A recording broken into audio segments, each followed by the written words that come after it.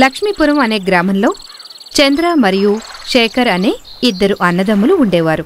చంద్ర ఏమో ఎంతో కష్టపడి పనిచేస్తూ కుటుంబాన్ని పోషిస్తూ ఉండేవాడు. శేఖర్ మాత్రం ఎంతో జులాయిగా తిరుగుతూ ఎటువంటి పనులు చెయ్యకుండా తిరుగుతూనే ఉండేవాడు.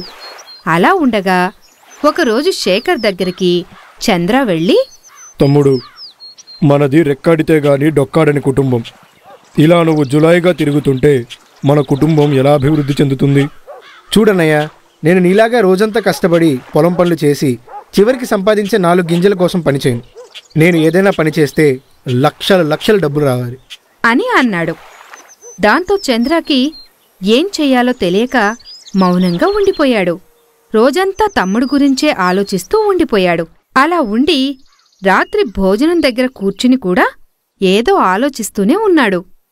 భర్త అలా దిగులుగా ఉండటం అతని భార్య రమ్య గమనించింది. ఏమండి, ఎందుకు మీరంతా డల్గా ఉన్నారు? తమ్ముడి పరిస్థితి ఏంటో నాకు అర్థం కావడం లేదు. ఇప్పుడు నేనున్నాను, వాడిని చూసుకుంటున్నాను. కానీ రేపు వాడికి పెళ్ళైతే ఇలా సోమరిగా ఉంటే ఎలా కుదురుతుంది అని మొత్తం వివరించసాగాడు. అది మొత్తం విన్న రమ్య శేఖర్ని ఎలాగైనా మార్చాలి అని నిర్ణయించుకుంది. తర్వాత రోజు ఉదయం చంద్ర పనికి వెళ్ళాడు. శేఖర్ చాలాసేపటికి నిద్రలేచి, వదినా, టిఫిన్ ఏం చేశావు? ఇడ్లీ చేశానయ్యా, రా వడ్డిస్తాను అనింది. దాంతో శేఖర్ ఇడ్లీలు తినడానికి కూర్చున్నాడు. ఇడ్లీ పెట్టిన తర్వాత రమ్య శేఖర్తో ఇలా అంది. శేఖర్, నీతో ఒక విషయం మాట్లాడాలి. ఏంటి వదినా? నువ్వు అందరిలా రోజంతా కష్టపడి చాలని సంపాదనతో నువ్వు బతకలేవు. అందుకే నీకొక ఉపాయం చెప్తాను. ఏంటి? మా నాన్న మొన్న హిమాలయాలకు వెళ్ళాడు.